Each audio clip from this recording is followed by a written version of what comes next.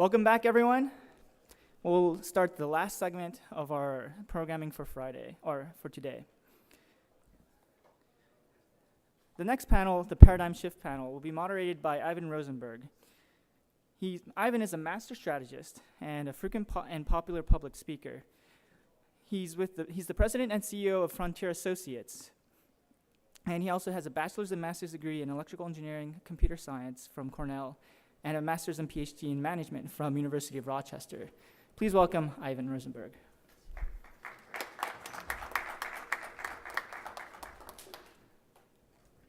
So we're all pretty supportive of the purposes of the Space Frontier Foundation to have general access to space by the public and have space off-Earth colonization. However, as we said yesterday, we're still a movement. To be business as usual, the public is going to have to alter its view of access to space and their skepticism about it and their belief that it's rare and expensive and the subject of science fiction to space as a commodity, much like we treat cell phones today. And we also heard earlier the need, if we're really going to accomplish low-cost access to space, that we're going to have to shift from maybe how we do things to something called agile aerospace, where instead of focusing all our attention on zeroing out the risk with all the time and expense that takes, to maybe an approach that says, build it, fly it, fail, fix it, and try it again, and do that very quickly over and over and over again. That's a paradigm shift. So there's at least two paradigm shifts, one on the public and one of how we do things, that are going to be necessary for us to accomplish the goals that this conference and the Space Frontier Foundation is all about. It's probably true that if we just keep doing things as we're doing them, those shifts will probably eventually occur. But the question is there something we can do to accelerate the paradigm shift, the process, and thereby accomplish our goals even earlier? By the way, to get the size of an obstacle, a paradigm is a belief that somebody considers the obvious truth. So we all got them. If all you have to do is look at your beliefs about politics, about space, about religion, about anything, those beliefs that you consider, well, that's obvious. Well, that's a paradigm. And the big thing to get about a paradigm is information is not sufficient to cause a paradigm shift. If that were true, there'd be no bigots in the world. So it's something else is needed to have people shift from what they consider the obvious truth to something else. So what we thought we would do is, rather than go to people within the industry and ask them, we thought we'd go outside the industry.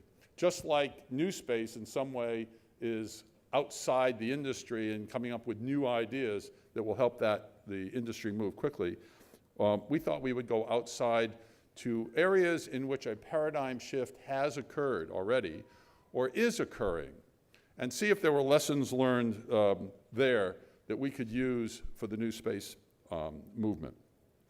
So specifically, we're going to look at computers and how that shifted from a government monopoly to the kind of ubiquitous computers on everybody's, in fact, in everybody's pocket practically with cell phones. We're going to look at CubeSats, which, while space, it nevertheless was a radically different way of looking at spacecraft, and how that's sort of in early stages, but maybe has some level of adoption, but still has some ways to go. Commercial use of UAVs, which is very much in its infancy, and the paradigms there are still being argued out. And then we have an expert from a company that most of you know called IDEO. And one simple way of describing IDEO is its job is to come up with disruptive ideas that make a huge difference. And we're going to hear from an expert in that area. So we have some 4 really great panelists. The intention of this is, we don't know the answers, and the intention is in the discussion that takes place up here, in the kinds of questions that you bring up and the suggestions you have, that we end up with some ideas, maybe new ideas, and some actions that the Space Frontier Foundation and maybe all of us can take to help accelerate this paradigm shift. So let me quickly introduce our panelists. John Haller is President and Chief Executive Officer of the Computer History Museum, the world's leading institution exploring the history of computing and its ongoing impact on society. John was previously President of the Television and Broadcast Education Division of Pearson plc in London, and before that he has served as Executive Vice President of the Public Broadcasting Service, where he launched the award-winning PBS.org. Dave Blakely leads the technology strategy practice at IDEO, which explores the business opportunities created when emerging technologies are linked with customer needs. As a senior director based in Palo Alto, Dave manages various strategic business relationships and advises executives of technology-focused companies. Much of his advisory work involves helping IDEO clients, from Silicon Valley executives to NASA officials, build cultures of innovation and develop products and services to maintain market leadership. Larry Osborne. Larry is Executive Vice President and Chief Strategy Officer and a member of the Board of Directors of DreamHammer, a Santa Monica-based software company that provides intelligent software control products for commercial, defense, and intelligent customers. Its first product, Ballista, is an OS for drones and allows one person to simultaneously control multiple drones of any type. You want to get an idea, if you think about the early days of computers, when you could run one program at a time. And then all of a sudden, CPM and Windows came along, and all of a sudden you could do multiple things simultaneously. So I sort of look at Ballista as the Windows for UAVs. While serving as a U.S. naval aviator, Larry accumulated more than 4,000 hours of flight time and 850 carrier landings and tactical jet aircraft. Commanded the deployed Operational Light Attack Squadron, served as an officer on an aircraft carrier, and provided technical and policy advice to the Secretary of Defense, the Chief of Naval Operations, and the Commander-in-Chief, U.S. Pacific Command. In 1994, Larry completed his military career with the rank of Captain, U.S. Navy. Following nearly 8 years with Northrop Grumman as the corporate lead executive in Hawaii, tough duty, Larry joined DreamHammer as the company's chief operating officer. And finally, Jordy, I always muck up your name. How he said it. Dr. Jordy is currently a professor at the Aerospace Engineering Department at Cal Poly San Luis Obispo. In 1999, Jordy and Professor Bob Twiggs at Stanford developed the CubeSat standard. His team at Cal Poly was responsible for the development of the standard CubeSat deployer, the P-Pod, and has supported launches for over 100 CubeSats in the US and abroad.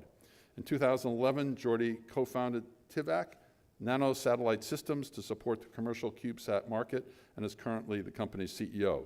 Customers include universities, NASA, ESA, NSF, DoD, Boeing, and the Aerospace Corporation.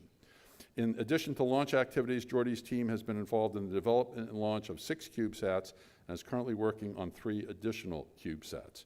So you go to get who's in front of us. This is quite a prestigious panel. So I'm going to start off with you, John. And so the question is, computers have obviously followed a path that's pretty similar to space in some ways. That is, it started off as pretty much a government monopoly, one or two of a kind, and so it's clearly in a different role today. So the question is, what has the development of computers in history, what can we learn for that relative to our development of space? Great, thank you, Ivan, and good afternoon, everybody.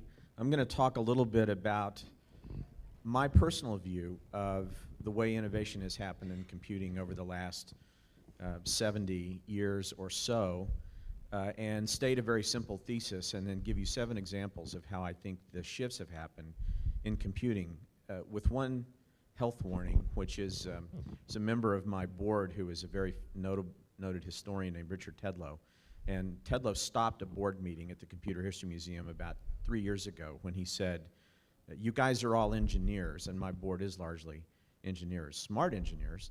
And he said, "You're looking for an algorithm that will tell you history. And I'm here to tell you there is no algorithm for history. There is only competing views of history, and you put the ideas out there and let them compete. So with that caveat that this may not necessarily agree with your view of history, I'm going to talk about these major shifts. And this thesis is that shifts have come in the computing field largely through the consolidation of gradual waves of innovation that have then been consolidated into a great leap forward, largely at the hands of a visionary leader. And let me talk about some specific examples. I'll start with 1946-48, when William Shockley and his team at Bell Labs invented the transistor, for which they later won the Nobel Prize. The transistor represented, among many things, the consolidation of what was known about gate technology and vacuum tube computing, and the acceleration of that through the invention of the transistor. Then about 10 years later, in 1957-58, right here in Silicon Valley, Bob Noyce and Gordon Moore and John Herney and the team at Fairchild consolidated everything that was known about transistor technology into the invention of the integrated circuit, where multiple transistors could be located on a single circuit, which was another great leap forward. 15 years later, after that group had left Fairchild to form Intel in 1973-74, a team working under Gordon Moore and Bob Noyce, namely Ted Hoff and Federico Fagin, consolidated everything that was known about integrated circuit technology into the invention of the first microprocessor, which, again, changed everything. 10 years later, in 1984, Steve Jobs consolidated everything that was known about the technology of personal computing, processing, new types of software, new type of interface, and invented the Macintosh. That was 1984. 1994, Tim Berners-Lee takes everything that was known about distributed computing, the TCP/IP layer on the internet, the ability to build graphic interfaces and software that would work over the internet, and writes the first paper for something called the World Wide Web. In 2004, 10 years after that, Mark Zuckerberg takes everything that was known not only about the internet and graphical interfaces, but the building of community and the demand for usage of the internet among all of us, and releases Facebook. So here we are at 2014, 10 years after 2004. And thanks to all of you guys, given that 10-year cycle of change, I just can't wait to get in my car later this year and go directly into space and orbit a bit and then land again, because if we were on that same continuum of 10 years of enormous progress consolidated by one visionary leader, that might be something we would start approximating. Now, I'm oversimplifying at a huge level, and of course you can think of other moments in computing from 1946 to 2014 that were equally stunning. But again and again in the field of computing, you see this consolidation, waves of improvement, a moment in history when a great leap forward becomes possible, and a visionary leader who consolidates all of that, has a new idea, and then manufactures a great leap forward. I don't know the parallels in that model to space exploration. You would know that far better than I. But it is, again and again, part of what has brought us to the point where we are, where we expect a small miracle, if we're holding them in our hands or we're using them in the cloud, to occur almost every year now. I want to talk about a couple of other things that I think can be extracted from the history of computing. If you're thinking about paradigm shifts, sometimes it's good to think about what would happen if the opposite were true. So there's one thing that is true in computing that I think may be the opposite of what's true for you in your reality, and that is that the risk-reward ratio in computing is completely out of whack to any other industry, I think, of any kind at any time.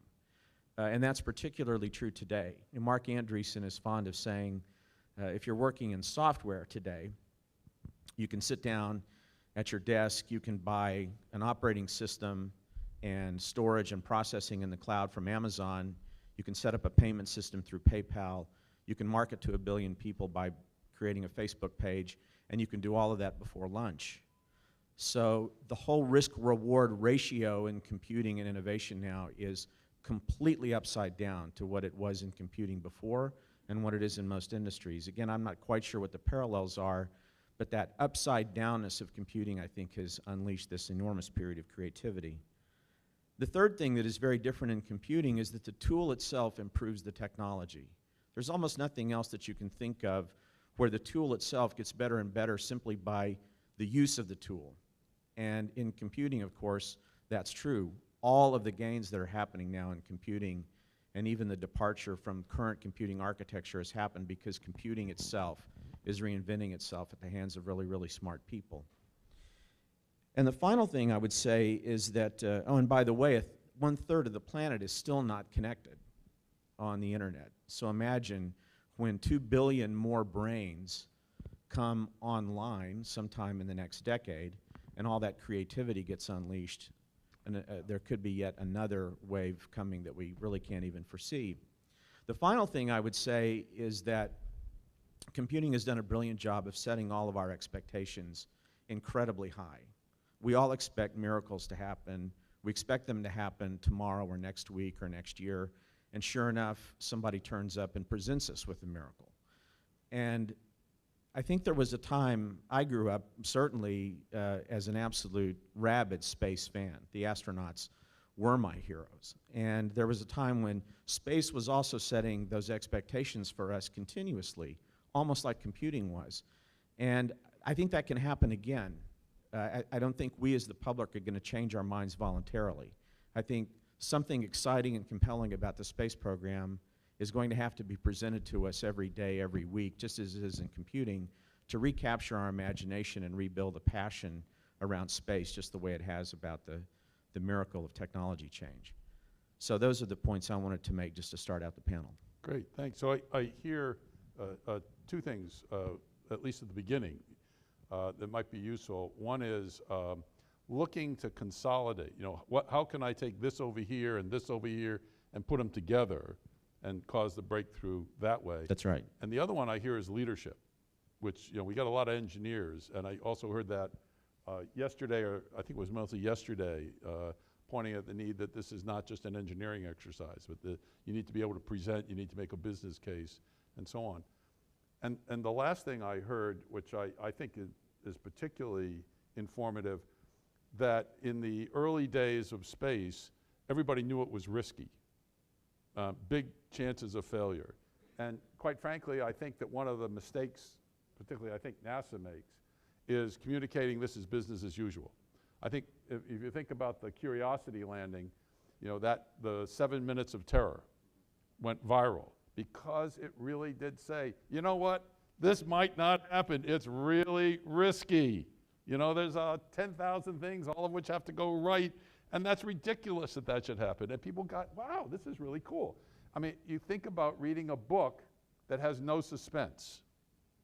And that's sort of how we communicate, and I think it's important to enroll the public in this is risky, it isn't clear, and there's lots of unknowns, and it needs to be a suspense novel, which is a little bit what enrolled us all in the first place. That's we right. know how risky it is. We got to let them know. All right, thank you. So IDEO's in the business of coming up with innovative ideas that I've seen some of them, and they look crazy and have not much to do with the past. So somehow you get people to use them and adopt them and make it business as usual. So what have we got to learn from that we can use in the space program? Sure, thank you, Ivan. Let's talk a little bit about some of the paradigm shifts that I've observed, that I've had the privilege of observing in many, many years, multiple decades at IDEO. I sure appreciated Ivan's definition of paradigm, and I think we owe it to ourselves to put a tighter definition on the term paradigm shift if we're going to spend the next hour or so discussing it, because this is a discussion. We're all going to say a few words, and then we'd really like to hear from you, and we'd like to engage you in this discussion. A paradigm is a belief or a set of beliefs shared consistently across a group of individuals. And a paradigm shift is a change, a consistent change in those beliefs. Now, in science, in engineering, and technology, one paradigm can often completely replace another paradigm. It wouldn't make any sense, for example, for a physicist today to still use the paradigm of ether in talking about how light propagates through space. That is an old paradigm that has been abandoned through a paradigm shift. We should also remember that part of what we're going to be talking about this afternoon are political, social, and business paradigm shifts. And it is possible for multiple paradigms to coexist comfortably in those domains. So that said, I think something that should be important to everybody in this room, and something that is incumbent on us to ask, how can we shift the paradigm around space towards some of the constructs that we're talking about at the NewSpace conference? And the fast answer from where I sit is, don't try. Don't try to shift a paradigm. Well, Don't do it. What in the hell do I mean by that? Paradigm shift is not a lever you can pull. Everything in my experience at IDEO, looking at the innovation field, tells me that paradigm shift is not an independent variable that you can drive towards. Paradigm shift is not something where you engage in social media, for example, with the explicit goal of paradigm shift. Rather, I submit that paradigm shift is a healthy and entirely unpredictable consequence of propelling innovation forward. And particularly, paradigm shifts are consequences of propelling forward technology and scientifically enabled innovation in some domain. Okay? Let's look at one historical example, and then let's talk about two current examples where I think paradigms are shifting today as examples of that.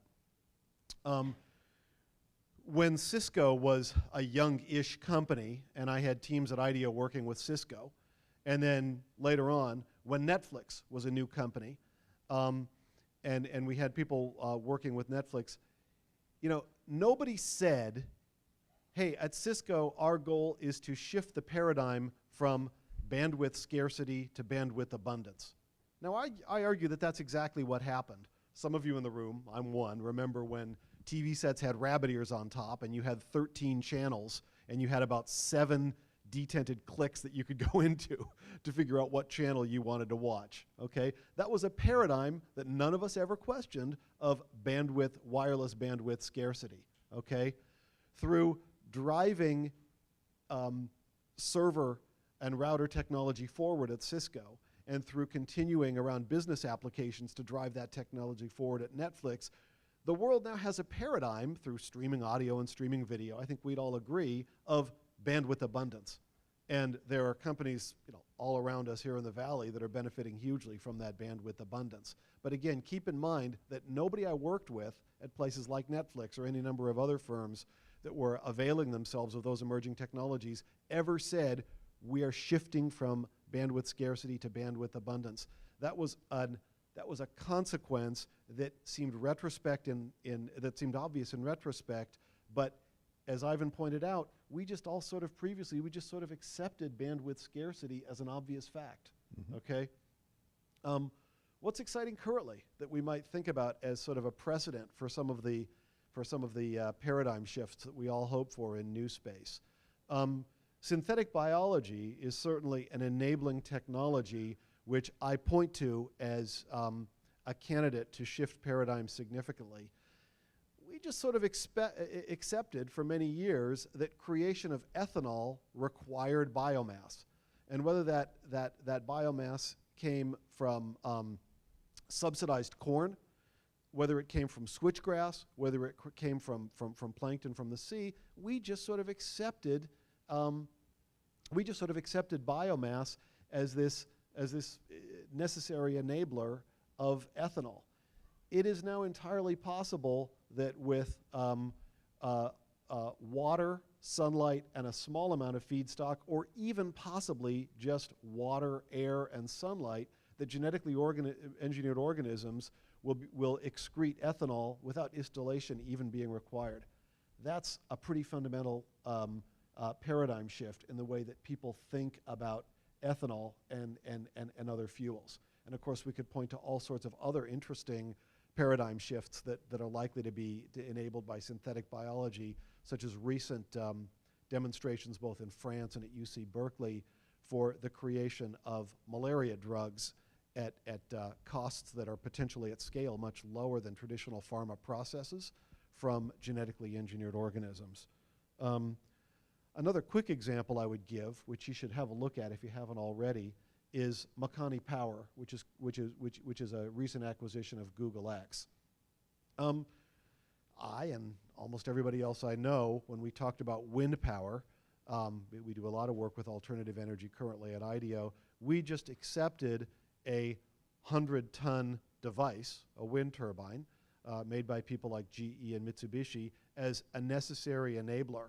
And it never occurred to us that through incredibly sophisticated control technology, you could get rid of 99% of the mass, which is literally what Makani Power is doing, and create what they target to be about 600 watts per wind turbine by having a tether-mounted airplane wing that spins in a huge circle analogous to the tip of the rotor of a current turbine where the airspeed is greatest. So there again, I would say that you're talking about, what we're talking about here is a team of people who had a specific technology vision around alternative energy, driving technology forward, creating new business models, exploring new regulatory models, and in the process, as a necessary and healthy consequence, shifting the mental constructs, shifting the beliefs and the paradigms that many of us, that many of us accept. The two last points I would make is, first that I feel sure that regardless of how it is we shift our paradigms in NewSpace, that exponentially advancing technologies, the sort of things you see studied at Singularity University, artificial intelligence, synthetic biology, advances in robotics, and so on will be essential.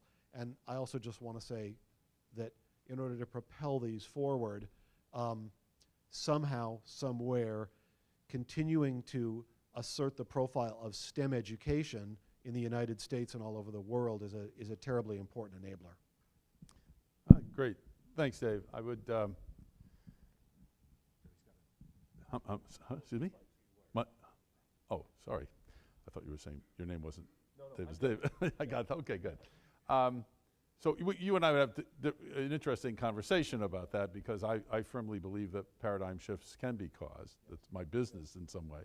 But there's no question that new innovations do cause people to think. But I think if I dug out what you were saying, one lesson learned, I think, from us, and it's probably a thing we hear a lot but probably don't pay much attention to, is question your assumptions. And I think we almost never, certainly in business, I rarely see people say, okay, what's the assumptions behind this plan? Particularly the ones that we think are obvious. And the ones we think are absolutely true and there's no question about it. Because those are the ones that I think are really holding back the innovation. And I would say the people that produced the innovation probably did have a paradigm shift. Mm-hmm. Now the rest of us caught up when, it's like the 4-minute mile. When you see it, oh, okay, good, then but Roger Bannister had to have the paradigm shift before we did. I agree, and I just wanted to share my poster child for questioning assumptions, Musk. Yes. Elon Musk. Yeah, very good. Okay, next, one of the areas that is currently in the midst of trying to create a paradigm shift is unmanned UAVs. Now, they're pretty common in the defense area, so obviously there's some political argument about it. But now the whole issue is why there's some phenomenal possibilities for UAVs. There's also lots of public concern about them. Does that mean I've lost the use of my backyard now? My neighbor bought a $700 UAV that's peering over the hedge all the time. And I'm not sure I'm okay with that, and yet there's tremendous commercial possibilities. So there's clearly some public paradigms that need to be dealt with this area. And Larry, you're right in the middle of this. Okay. Well, I'm going to throw away these notes because I want to take kind of the path that we started down here to talk about paradigms in the industry, and I'll talk about paradigms primarily in unmanned aerial systems, or UAVs or drones, and begin going back to the 1880s when hot air balloons were probably the first unmanned air systems that were used as weapons in the Franco-Prussian War. And since that time, they've been primarily the domain of national security or various militaries. And this capability has grown in capability and sophistication over the years, from the times go back to Vietnam, when we had some reconnaissance drones, of which not all of them were ever recovered. They didn't all work. They were problematic at best in how valuable they were. We had unmanned helicopters for anti-submarine operations that sometimes just flew over the horizon, never to be seen again, a program called DASH many, many years ago. And had grown into the sophistication of systems like Global Hawk, above 60,000 feet, doing high altitude, long endurance surveillance, or Predator, which was enabled an unmanned air system to actually do precision attack in places where you maybe didn't want to send manned aircraft. So it's been the domain of national security, and in the process has not given itself a great name. So when you think about the word drone, we do conjure up images of small UAVs peering over your backyard or in your windows in your house, and so there's a paradigm to be overcome in terms of privacy. But the shift is definitely now coming from national security to the commercial arena, and what's forcing that are not only the technology changes, but also the compelling economics of it. And I can give a couple examples that are so easy. You know, they're what you might call no-brainers. Think about what the city of Los Angeles might spend in manned helicopters for their police force to maintain the aircraft, the pilot qualifications, on, and then compare that what they can do with an unmanned system that can stay airborne longer. You don't have to feed and pay the crew, and you can get the same benefit from it. Even better, they're less obtrusive, make less noise. You can observe things better than you could with a manned helicopter. Think about being a farmer being able to survey his field. It's now possible through the technology that he can get up in the morning and have a little handheld aircraft that he throws into the air. It surveys his crops in maybe half an hour. It's done. It lands. In the interim, the data has been transferred to some big data facility where a hyperspectral image is analyzed, and he figures out where he needs to precisely add a little more fertilizer or less fertilizer, or more water or less water, or more pesticide or less pesticide, and that's what precision agriculture is all about. So these industries are tremendously beneficial, but they are coming with some difficult paradigm shifts. And right now, the current paradigm shifts involve airspace integration and privacy. I guess I'll talk about privacy first. Nearly every state in the union, I think, you know, almost 47 or 48 states, have had legislation introduced in their state legislatures that would do things like ban the ownership of unmanned air vehicles by anybody, or require everybody to register them, or to specify the things that they can do, and only these things can they do. And so there's an issue about privacy that has to be overcome. Fortunately, there are some very competent groups working these issues with common sense legislation that even the ACLU is agreeable to, that can protect our privacy. And there's also the idea of being able to enforce the laws that we have now to keep these things from becoming a nuisance or intruding on our privacy. So there's answers there to overcome that issue. The airspace integration is a much tougher thing. I'll back up a little bit, and I'll talk a little bit about, if anybody remembers way back, as model airplanes and radio control airplanes, if you remember those, and you're probably a little brain damaged because you smelled the glue and the shellac that you put on the paper and everything as you built them. And then you had to have a very expensive radio, or if you didn't have a lot of money like I did when I was growing up, I think I had a single channel, rudder only, and kind of free flight, launched that powered thing and just let it go and did the best I could. And so that was a hobbyist, and they sort of regulated themselves, and they developed policies that were endorsed by the FAA. You know, things like, you know, we don't fly in the vicinity of airports. We do some processes to ensure that we don't intrude on each other's frequencies as we're flying. So they had radios with different frequencies and flags with different colors at the field where you flew, and you always did things that were within your line of sight so that things were controlled and safe, and they were separated from commercial aviation. Well, now there is a compelling need to take our unmanned systems, because of their commercial value, and mix them with the what we call controlled airspace, or the national airspace system. And this creates difficulties because there are some natural tensions. The FAA is a regulatory agency over this, and nobody at the FAA gets paid to say yes, right? And nobody at the FAA gets paid to take any risk. And so it's going to be a difficult process. And there are some technology things that have to be completed, and some processes that have to be sorted out, and some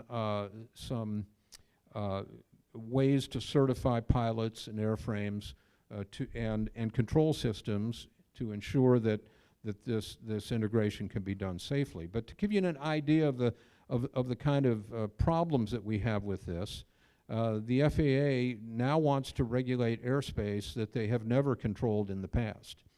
And if you're a radio control hobbyist, and you maybe attach a camera to your little airplane, you fly around, and you take some video by duct taping your cell phone to your airplane, and you enjoy these things and you post them online, and you're having fun with those videos, that's one thing. You can do the same thing with the same video, and if you sell it to somebody, you now run afoul of the FAA. And so the FAA is going to have to take a step back and probably institute some common sense policies that will accommodate the technology that's available now, and allow that for commercial practices. And the most obvious case is for the film industry, probably. You know, to allow them to have the same operating policies that we allow our hobbyists, I think it would be a common sense forward that the FAA can do very quickly without a lot of think tank type activity going into that. So those are the first paradigms that have to be overcome. And as Ivan said, we're in the midst of these paradigm changes. And so, you know, what's coming next, of course, is driverless cars. You know, and I have to ask everybody the question is, why do we accept 30,000 plus highway deaths every year? When, you know, if we had autonomous cars, we probably would not kill that many people on the highway. Of course, this is a very expensive thing. This is a high technology thing. It'll take a long time to come, and people will resist giving up the freedom to be able to drive their own cars. But I, for one, would much rather do that than sit in traffic. I'd rather read the paper, talk on the phone, do other activities while I'm on my way to work. So that's going to be a big paradigm shift. Another big paradigm shift will be taking the technology that we have now and moving cargo through the air. It won't be Amazon probably, because I think they have a lot of challenges in trying to get an economic model that makes sense for delivering packages in to your condo, to your apartment with an unmanned air system. But I think that carriers like FedEx and UPS are soon going to be flying pilotless aircraft and moving cargo that way. And I unfortunately don't think it'll be happening in the United States first. It'll happen where there are less regulatory burdens, probably in Africa and in Asia and Europe. And unfortunately, just like precision agriculture, because of the overreach of our government agencies and our bureaucracy, it'll happen last here in the United States. And then we get to the next big paradigm shift. And to do this, I'll use my favorite analogy, and that is, I don't know how many in the room here are old enough to remember elevator operators, but you used to get into an elevator with an operator, and they had a break. Had a little seat they sat on. It was typically a woman in a department store, is the way I remember it growing up. And she had a brake, and you'd go to the floor and manually brake this elevator, and sometimes you had to adjust up and down, and then the doors would open and people would get on and off the elevator. And then a magic thing happened, and we got buttons to be able to automatically push a button and go to the floor that you wanted to go to. And guess what? The elevator operators were still there for a while, because I know that people were uncomfortable about being in an elevator unaccompanied by an operator, right? And so eventually the operators went away, and if you go to a very modern office building, I first saw this in London, you have a bank of elevators with a kiosk. You make your request at the kiosk, and then it directs you to a certain elevator, and when you get in that elevator, there are no buttons. And it has a screen, it tells you what floor you're going to go to, but there are no buttons in the elevator. So even that can be a little disconcerting. So imagine getting in in your passenger airline and having no pilot. And I can say this as a pilot myself, that it's going to be a lot safer. And we will realize a lot of benefits from this. We'll get where we're going faster, and we'll get there safer. Because a little bit of automation is a dangerous thing, as we learned with the Asiana accident here in San Francisco. So I think those are the paradigms that we're facing in unmanned systems, and I've been told by a FedEx friend of mine that where they're going at FedEx is that when they're unmanned, they're only going to have one person on the jet, and they'll have one person and a dog, and the person will monitor what's going on. And then if the person attempts to intervene with what's going on, the dog will bite him. So that's where we are, and I look forward to your questions. Thank you. So great, Larry. So let me see if I can summarize lessons learned a little bit from what you said. If you're going to have a paradigm shift, one is there needs to be a big need, either already there or that you create in the hearts and the minds. So one, people aren't going to shift unless there's something in it for them. And the second thing I heard is find out where the horse, in my lingo, is find out which direction the horse is already riding in. Like, don't go for the backyards first, go for the film industry or go for the agriculture. Get it, rather than trying to do everything all at once, go for the where's the easy wins that you can demonstrate. I think the low-hanging fruit is what we call it. That's a technical term for it. Exactly. Right. And I think the other one is that government can be a big problem. They can be an enabler, but they can also be quite an obstacle as well. Yeah. So I'm not even going to try and take on how you do paradigm shifts inside the Beltway. That may truly be impossible. We shall see. So, Jordy, you've been there at the beginning of this thing. I mean, clearly when you started, satellites and spacecraft were big, huge, complex, multi-million-dollar deals that only, NASA or government or so of those could really afford.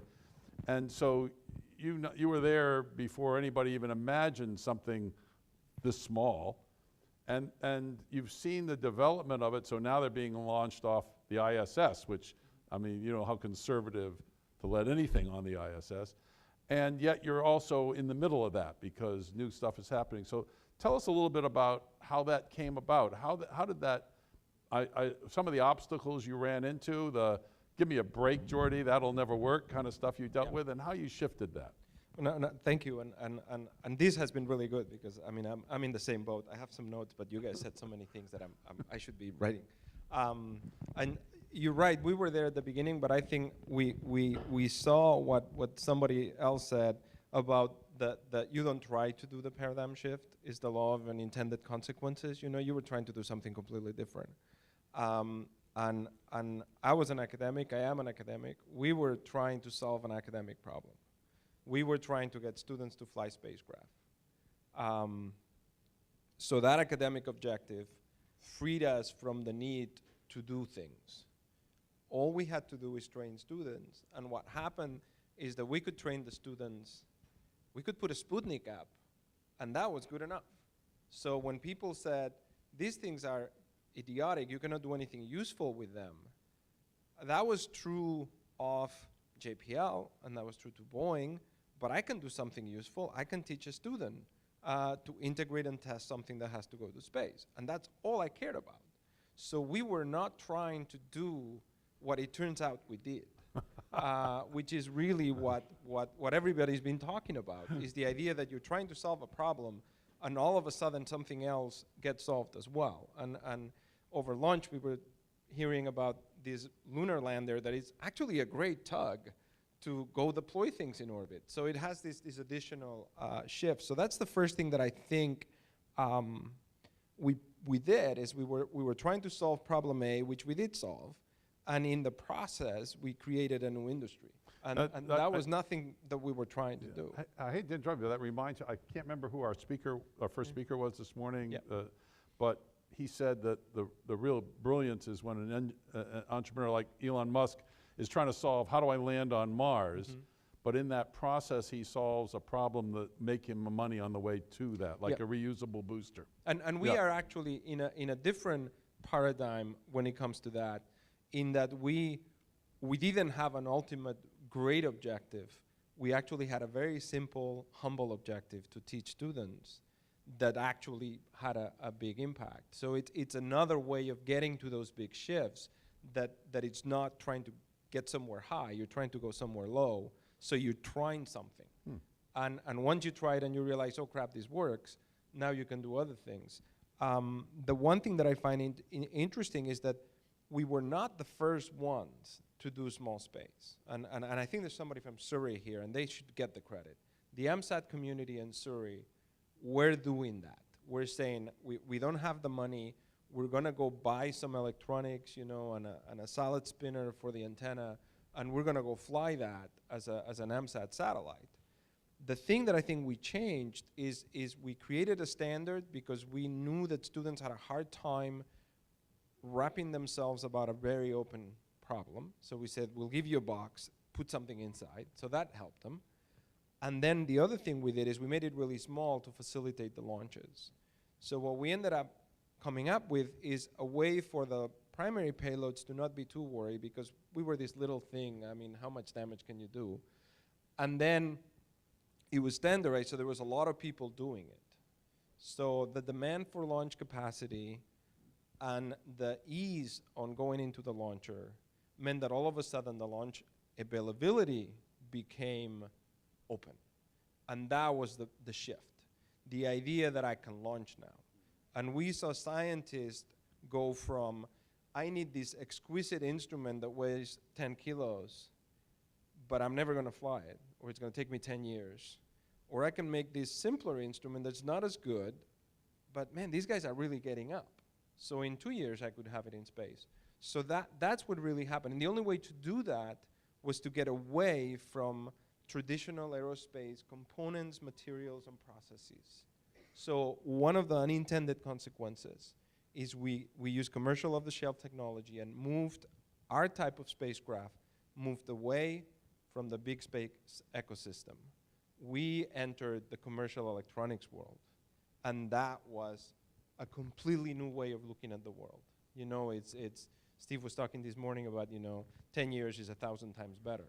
We all of a sudden jumped on that lane of the freeway, and it was moving really fast. And there were people investing billions of dollars to make my life easier, which was kind of nice. So that's the first thing that happened. We got away from the food chain of the dinosaurs, and we were, out on the bush with a bunch of other people that were doing things. The other thing that happens is you get into this low-cost, high-risk tolerance mode. So it's very low cost, so anybody can do it.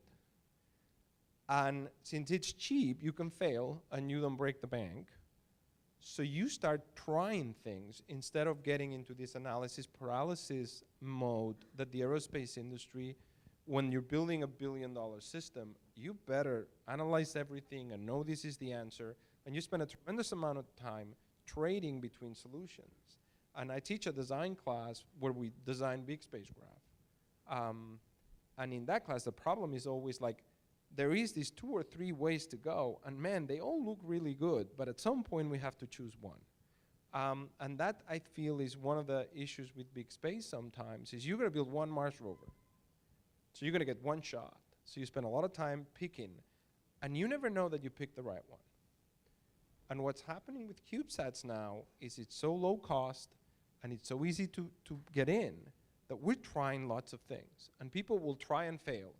And they'll have that mindset. I'm gonna try this. If it doesn't work, I'll go to plan B. And I think we're getting Darwinian in the approach. We're trying everything. And there's some things that work and some things that don't. But the speed of change is exponential now. And going back to the Surrey issue, and I have a tremendous amount of respect for those guys. The one difference is there was one of them. And they were absolute visionaries. But they were one of them, they could try one thing at a time.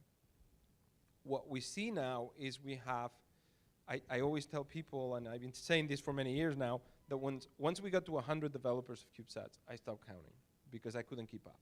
But there's hundreds of people doing it. So now it's that same innovative spirit exponentially multiplied by bunches of brains all over the world with all kinds of different problems. That's the other thing that's very interesting to see. The CubeSat developers in Africa have a completely different mindset about what they're trying to accomplish from CubeSat developers in Europe and the US. And I think the local problem solvers will find the missions that fit their domain, and it will be a local guy that will come up with it. They'll say, this is something I can do. The same way that telephone banking, you know, making your bank minutes on your phone was not discovered here, because we have banks, but in places where they don't, they come up with these different solutions. So I think we're gonna see some of that. The other thing that I wanna put up that is very interesting, and I wrote it down when I was listening to you guys, is that a lot of the history you guys were presenting, the computers, for example, it was technology shifts that we were seeing. You go to the transistor and you go to the microprocessor and you have these different things that make these improvements. The thing that I find fascinating with CubeSat is we didn't do any technology development. I mean, we made a very sophisticated jack-in-the-box. That was the Peapod, and it was important, but it was not a breakthrough. And none of the satellites have really broken something where it's like, oh my God, there's this new solar cell all of a sudden, you know, or this new optic system. All we've done is change the mindset on the items we're willing to use, the risk we're willing to take, and then all the technology was available. There was this plethora of technology that aerospace was not using because it's unproven, it's scary, we don't want to go there. And I think that's a very interesting thing, that the change was not technological, it was mindset, and now we've gone from this experiment that the university started to try to see if this was feasible, to business, which is the next step. And I think that's blown me away, that the way in which the entrepreneur class has said, wow, this is like cell phones. This is like all these other things I understand, so I'm going to jump in. And before, space was like, I don't understand it, it's really scary, very expensive, that the returns on investment, we're not going to do that. And that's the step where we're in. That's the paradigm shift we're seeing now, is these people are using that experiment that succeeded at the university level and running with it on the business side. That's so in terms of the purpose of the panel, what I hear you saying, which is sort of what we're working on, but I phrase it a little differently, to get the public involved, which is, you know, look, we don't have to get anybody in this room committed to space. I mean, you know, there's all the choir here in the room, right? It's the people that aren't here, and that's most of the world. So if I was going to extract a lesson learned, it's this, to make it available to, you know, the public has got to see itself as a participant in the game. And right now they don't. They see this is the, you know, astronauts having a great time, scientists doing their thing, and engineers just doing their thing.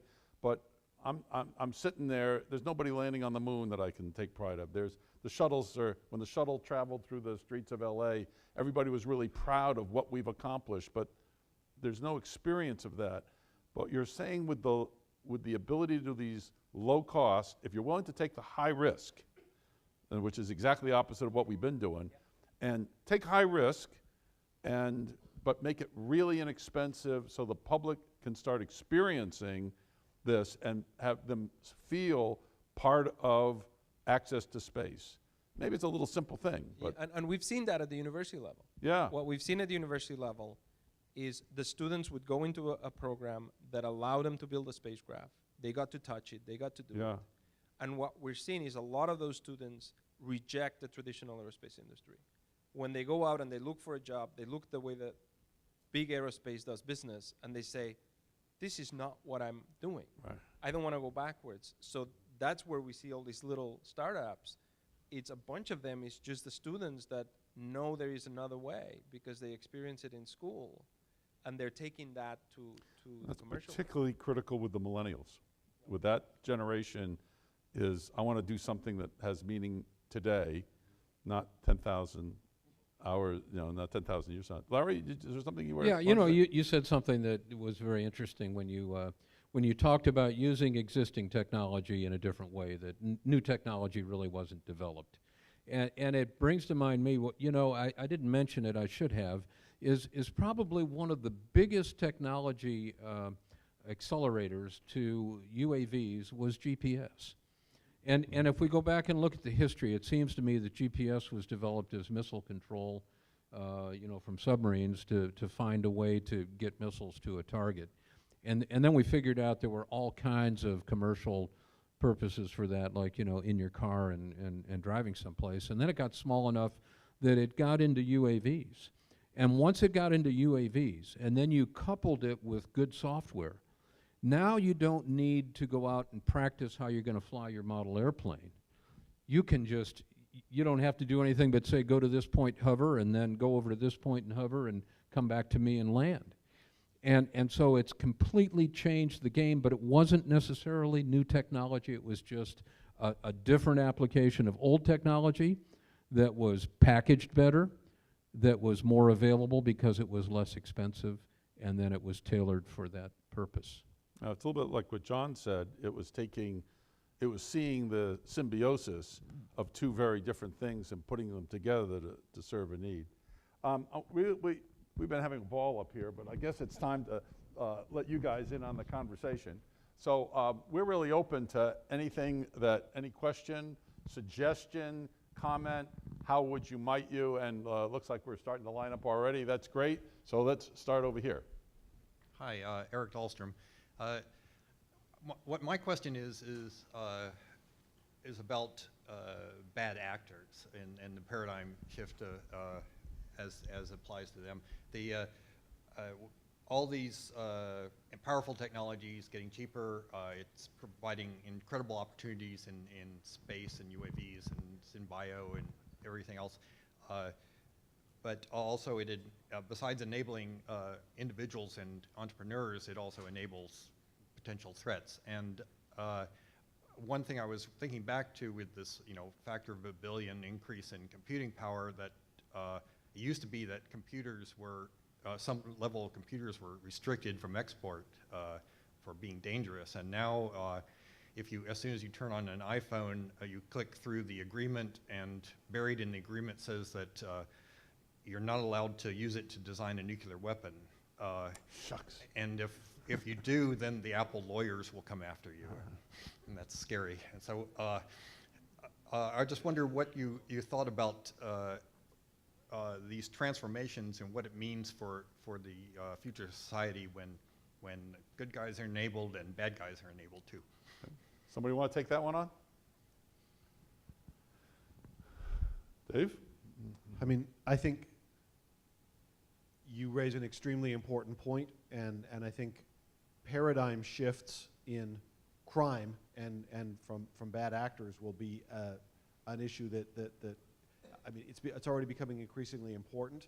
I think if others in the room are interested in this issue and want to inform themselves on it, there is a writer named Mark Goodman who runs a group called the Future Crimes Institute. He is a technologist, and what he talks about he studies how everything from theft of DNA to mobile devices used to enable essentially enhanced terrorism will continue to be an issue. I think you raise a good point, and all I want to say there is we see issues again and again where the public sector, whether we're talking about law enforcement or regulatory agencies such as the FDA and the FAA, are not set up in a sufficiently agile way to keep pace with the advance of technology.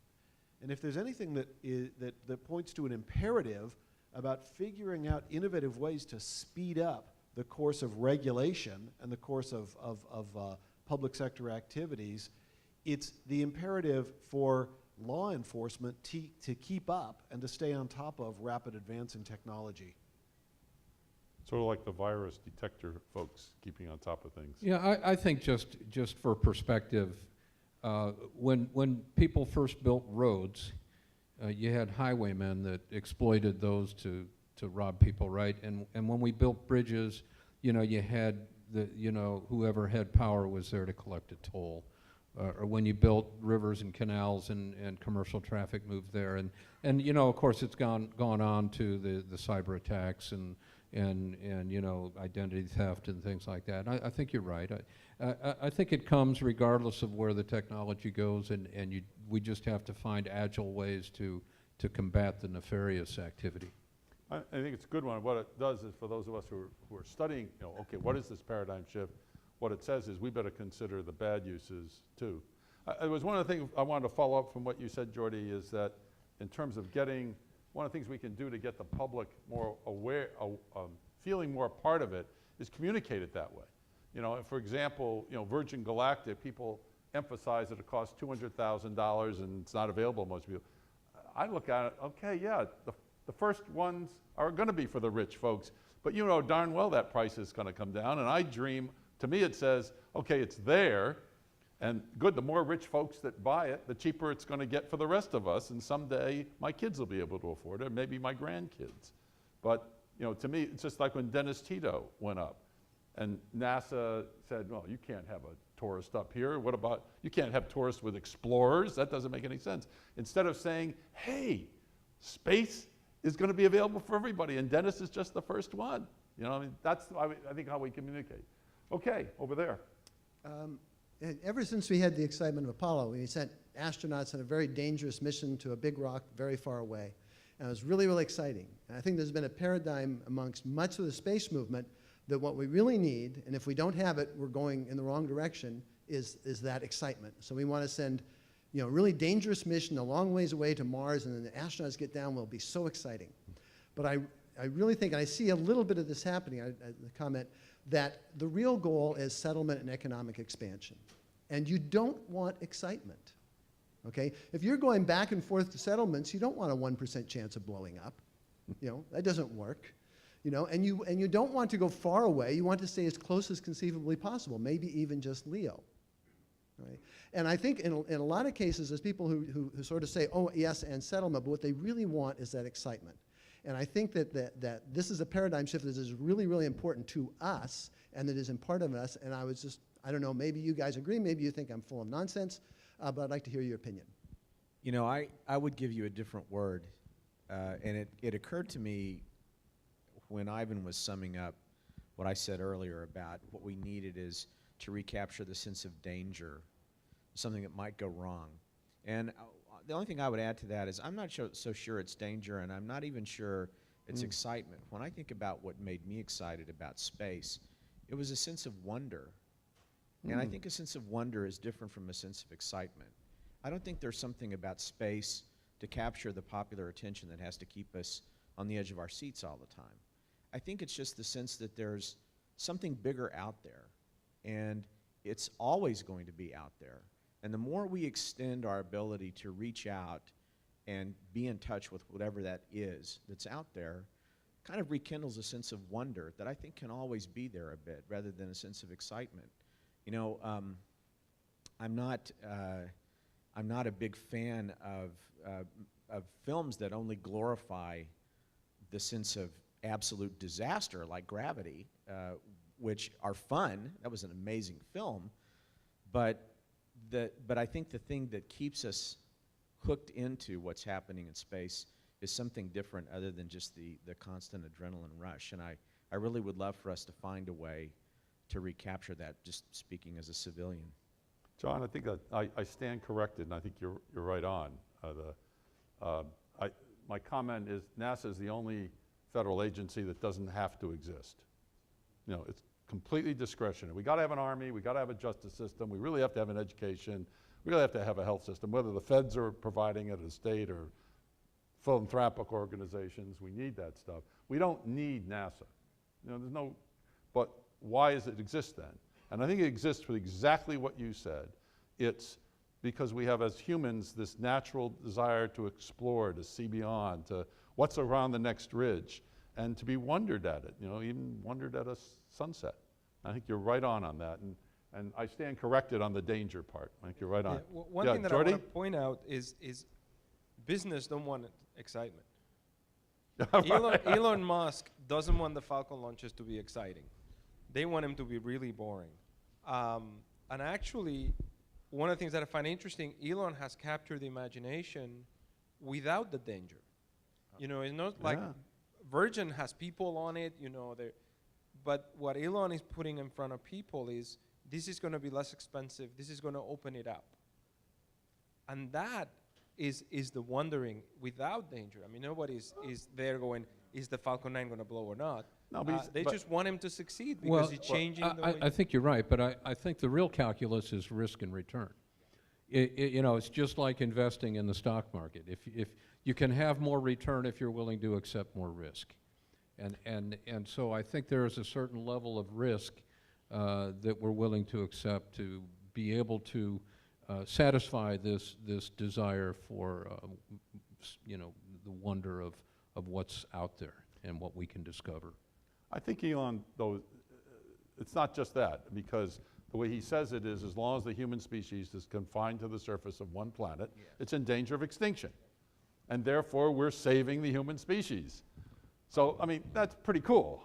I mean, it's hard to get a business with a bigger vision than we're saving human species. You know, and there's Mars, and that's how we're going to save it. So I do think there's that excitement in, I mean, it's a biggie, but, you know, it's like that. Okay, we, over there, we have I also think, going along with what you're talking about, SpaceX, I mean, we want to see more in our lives. Most people here, we need at work to accomplish more with less. That's the opposite of what NASA's done over the last 50 years. Mm-hmm. We want to see things improve, not just go along and not change. We want to see things get better. Elon Musk wants to give us a whole new planet with as big a landmass as on Earth, as all of the continents on Earth. And this is a start only with the rest of the solar system. I mean, what the excitement is our potential of improving our life and our descendants' life, and helping solve problems here. And that's what he's opening up. That's what he's trying to give us, is this Mars and the solar system. That's what's exciting. And very good. And that's what we got to get the people that aren't in this room to say it, and as enthusiastically as you did. Is there any comments? No, I think the thing, though, that there's two things I would say based on what I've heard so far. One is, you know, whatever that excitement was, we've got to include the people that aren't in this room. Not just be excited ourselves, but how do we have them see themselves in that? And the other thing is, despite what I said already, we got to stop making NASA wrong. We're not going to get there without them. I mean, they're a partner in it. Yes, we can say, yeah, you know, it would be better if you did it this way, but you know what? They got us to where we are today, and we're standing on the shoulders of what they accomplished. So I know whatever we do from here on out, it'd be useful to have them as partners. And that doesn't mean we should stop saying, you know, you really should think about this. That would help us all get where we want to be. Let's see, you're next. Yes. So I build hardware for space. And one thing that bothers me a lot is I have to build it to survive in the environment here. I have to put heaters on things. I have to make things cooler. Why can't we switch their whole way of thinking? If we're going to some place where there's no heat, just make it out of components that don't require heat. Or if you're going to someplace where it's really hot, make it out of components that can survive the heat. I don't understand why we have to always think about making the circuit survive on something like this. Well said. Anybody want to make a comment on that? But I mean, I think what you've heard is a question, that was a great example of questioning our assumptions. I think it's interesting because, let me just answer the question. It's actually amazing the range that the electronics will survive. And we can, at some point things melt and you have to stay within the range. The one thing that is very interesting is that if you look at industrial electronic, they work under the hood of your car. You know, where it's cold in the winter and hot in the summer, and it's hot when the engine's on, and there's vibration and noise and all kinds of things. The thing that I think that the space industry has done that takes that vision of these guys are just making it too hard is that I need it to last for 15 years without touching it, which is really important for some systems. But if you want to do everything like that, then you're in that mode where you have to go find these exquisite components that are very expensive. And I think some of what we've done is not necessarily not deal with thermal control, but try to find components that don't have to be the exquisite component that lasts 15 years. Yeah, keep it low cost. Let's see, over there, yes. Okay, I said this in some other form yesterday, Esther Dyson, but to go back to the previous question of how do we get people outside this room excited? Yes. STEM is exciting, and yes, blah, blah, blah. But at the same time, I think you'd excite people also by opening it up. There are jobs around the space industry that are not techie jobs. They need bookkeepers. They need people sweeping up the buildings. They're going to need chefs in space someday. They need designers. They certainly need business people. So in many ways, the space message is, well, if you're not a space geek, this really isn't relevant to you. So to make it relevant and also economically interesting, I think would help a lot. That was a question, of course. I'm sorry, say your question again, please. Yeah. Just the question. Huh? Oh, it was a comment. Oh, I thought it was a question. It's a very good comment, and thank you. Yeah. Yeah, I agree. Just to give you an example, my children are both autistic, and we tend to look at people with autism through the label disabled, and that's a label that says what's wrong with them. And it turns out that people on the autism spectrum have some tremendous talents in the area of doing objective, detailed, repetitive work. And so I went to my aerospace and defense clients and said, could you use anybody that really is good at repetitive, boring, objective work? And they said, oh yeah, we got all this paperwork that needs to be scanned, and we got all this stuff in quality that needs to be, we can't find anybody to do it because it's boring and terrible. I said, so at the end result is the Hawker Aerospace has 6 people working for him that otherwise would be on welfare. And I think that follows that's a little bit, yeah, thank you.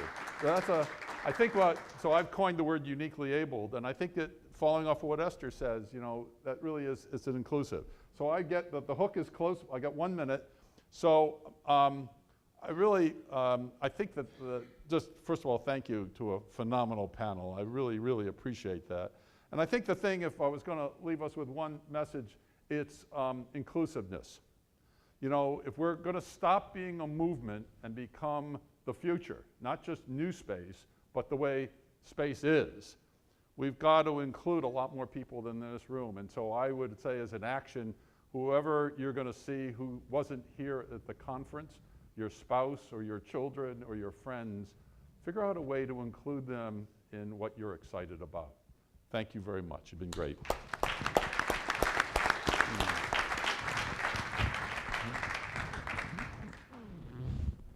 Executive Vice President of the Public Broadcasting Service, where he launched the award-winning PBS.org. Dave Blakely leads the technology strategy practice at IDEO, which explores the business opportunities created when emerging technologies are linked with customer needs. As a senior director based in Palo Alto, Dave manages various strategic business relationships and advises executives of technology-focused companies. Much of his advisory work involves helping IDEO clients, from Silicon Valley executives to NASA officials, build cultures of innovation and develop products and services to maintain market leadership. Larry Osborne. Larry is Executive Vice President and Chief Strategy Officer and a member of the Board of Directors of DreamHammer, a Santa Monica-based software company that provides intelligent software control products for commercial, defense, and intelligent customers. Its first product, Ballista, is an OS for drones and allows one person to simultaneously control multiple drones of any type. You want to get an idea, if you think about the early days of computers, when you could run one program at a time. And then all of a sudden, CPM and Windows came along, and all of a sudden you could do multiple things simultaneously. So I sort of look at Ballista as the Windows for UAVs. While serving as a U.S. naval aviator, Larry accumulated more than 4,000 hours of flight time and 850 carrier landings and tactical jet aircraft. Commanded the deployed Operational Light Attack Squadron, served as an officer on an aircraft carrier, and provided technical and policy advice to the Secretary of Defense, the Chief of Naval Operations, and the Commander-in-Chief, U.S. Pacific Command. In 1994, Larry completed his military career with the rank of Captain, U.S. Navy. Following nearly 8 years with Northrop Grumman as the corporate lead executive in Hawaii, tough duty, Larry joined DreamHammer as the company's chief operating officer. And finally, Jordy, I always muck up your name. How he said it. Dr. Jordy is currently a professor at the Aerospace Engineering Department at Cal Poly San Luis Obispo. In 1999, Jordy and Professor Bob Twiggs at Stanford developed the CubeSat standard. His team at Cal Poly was responsible for the development of the standard CubeSat deployer, the P-Pod, and has supported launches for over 100 CubeSats in the US and abroad. In 2011, Jordy co-founded TIVAC, Nano Satellite Systems, to support the commercial CubeSat market, and is currently the company's CEO.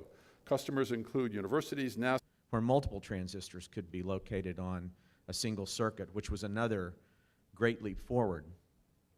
15 years later, after that group had left Fairchild to form Intel in 1973-74, a team working under Gordon Moore and Bob Noyce, namely Ted Hoff and Federico Fagin, consolidated everything that was known about integrated circuit technology into the invention of the first microprocessor, which, again, changed everything. 10 years later, in 1984, Steve Jobs consolidated everything that was known about the technology of personal computing, processing, new types of software, new type of interface, and invented the Macintosh. That was 1984. 1994, Tim Berners-Lee takes everything that was known about distributed computing, the TCP/IP layer on the internet, the ability to build graphic interfaces and software that would work over the internet, and writes the first paper for something called the World Wide Web. In 2004, 10 years after that, Mark Zuckerberg takes everything that was known not only about the internet and graphical interfaces, but the building of community and the demand for usage of the internet among all of us, and releases Facebook. So here we are at 2014, 10 years after 2004. And thanks to all of you guys, given that 10-year cycle of change, I just can't wait to get in my car later this year and go directly into space and orbit a bit and then land again, because if we were on that same continuum of 10 years of enormous progress consolidated by one visionary leader, that might be something we would start approximating. Now, I'm oversimplifying at a huge level, and of course you can think of other moments in computing from 1946 to 2014 that were equally stunning. But again and again in the field of computing, you see this consolidation, waves of improvement, a moment in history when a great leap forward becomes possible, and a visionary leader who consolidates all of that, has a new idea, and then manufactures a great leap forward.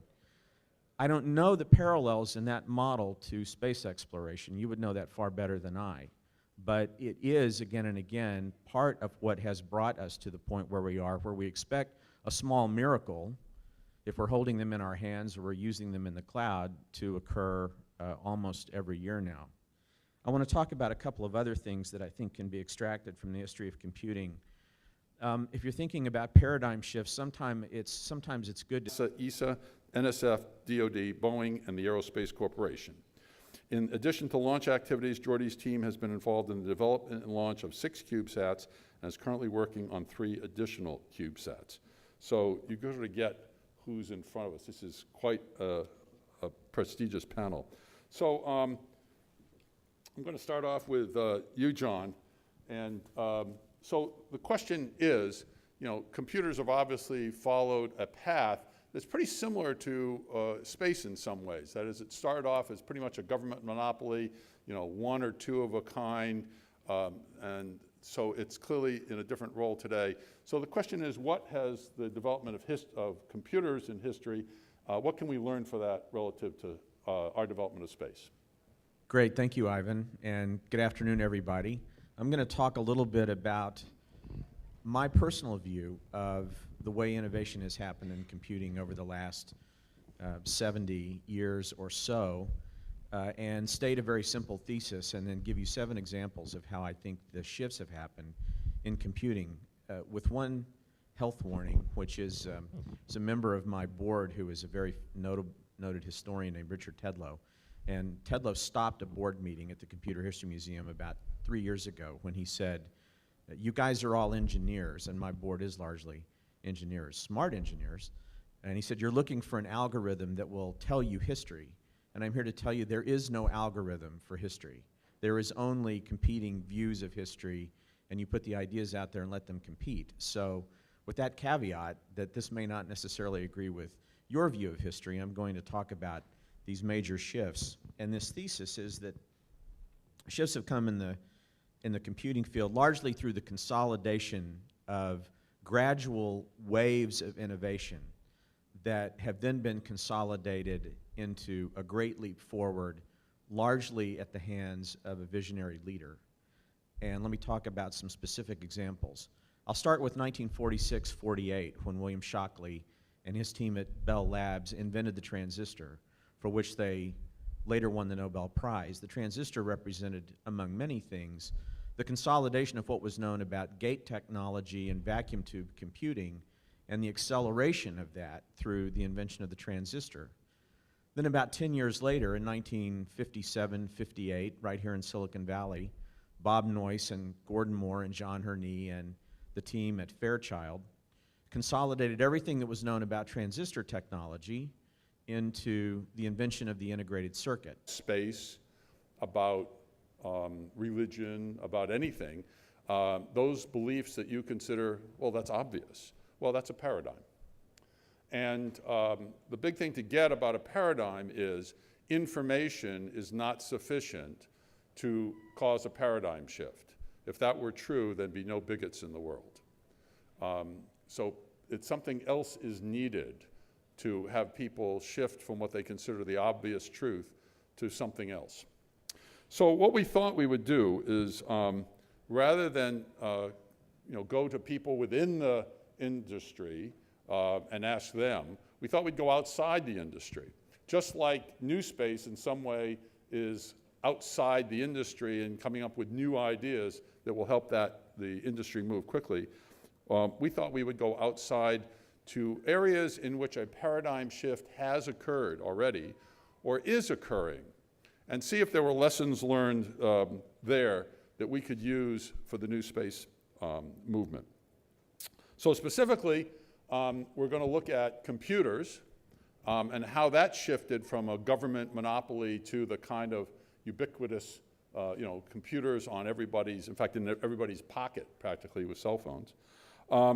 We're going to look at CubeSats, which, while space, it nevertheless was a radically different way of looking at spacecraft, and how that's sort of in the early stages, but maybe has some level of adoption, but still has some ways to go.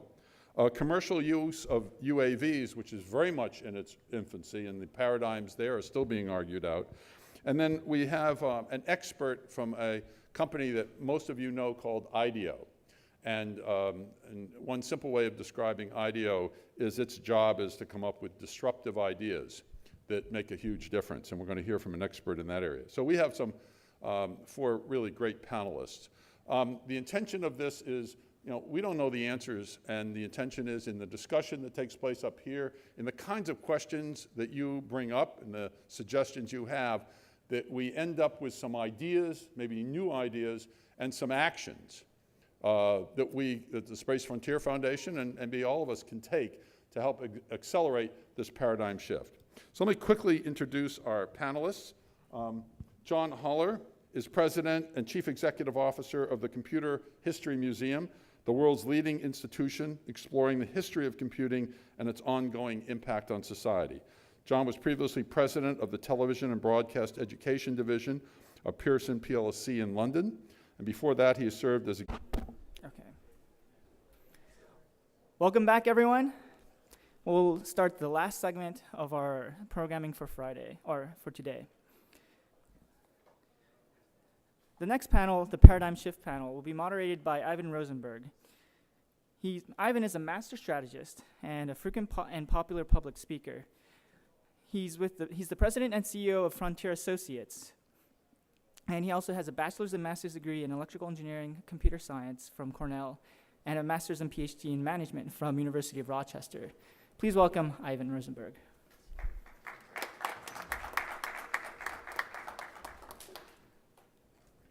So we're all pretty supportive of the purposes of the Space Frontier Foundation to have general access to space by the public and have space off-Earth colonization. However, as we said yesterday, we're still a movement.